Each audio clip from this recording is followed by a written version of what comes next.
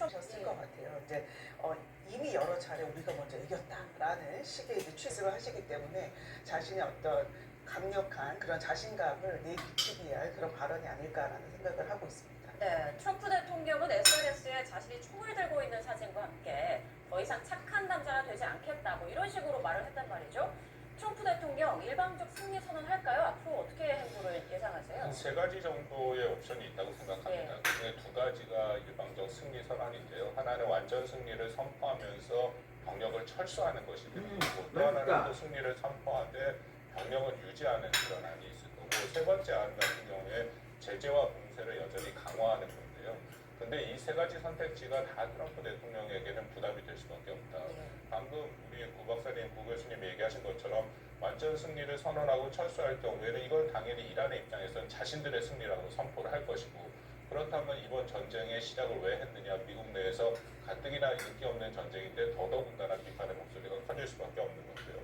두 번째는 승리를 선언하되 병력은 유지한다. 그러면 여전히 호르무즈 해협은 봉쇄가 되고 미국이 장기간 중동에 파견이 돼야 되는 거기 때문에 이것은 또 중간 선거를 11월에 앞두고 여전히 비판의 소지가 커지는 거고요. 세 번째는 더 말할 것이 없죠. 제재와 봉쇄를 강화한다는 것은 그만큼 긴장도를 여전히 유지하고 호르무즈는 완전히 봉쇄가 된 상태에서 이미 미국에서는 되러가는 그런 효과가 계속해서 높아질 수밖에 없다라는, 역시 핵 문제, 예. 동축 우라늄 문제가 어떤 형식으로든 지금보다는 전향적으로 풀려서 최소한 미국이 거기에 대한 통제권을 가지고 있다. 그리고 앞으로 이란이 핵을 개발하지 않겠다라는 어떤 선언적 의미라도 나와야 그래야지 자신이 승리를 선포할 수 있다라고 생각합니다. 네, 트럼프 대통령이 가장 바라는 건 아무래도 좀 순조롭게 협상이 이루어지는 거 아닐까 싶은 생각이 드는데요. 지금 협상이 어렵게 되는 데에는 이란 내부의 상황이 한 몫을 하고 있다, 이런 분석이 나오고 있습니다. 강경파를 넘어선 초강경파들이 지금 이란 핵 문제를 놓고 협상을 가로막고 있다라는 걸로 알려지고 있거든요. 내부 상황 좀 어떻게 파악하고 계십니까? 제가 얼마 전에 네. 지난주쯤에 이제 내부 있는 분과 이제 이야기를 할 기회가 있었는데요. 네. 전화로 어떤 이야기를 하냐면, 지금 국민들은 그 강경파 그리고 초강경파 사이의 그 분열을 싸움 구경하듯이 보고 있다. 재미있게 흥미롭게 보고 있다는 예, 거예요. 얘기를 하고 있더라고요. 근데 이란 국민들 입장에서는 이 휴전 그리고 이 전쟁의 재개라는 것은 사실은 예상하기도 굉장히 어려울 정도로 이제 이 휴전의 어떤 달콤한 시간을 지금 어떻게 보면 가지고 있는데요.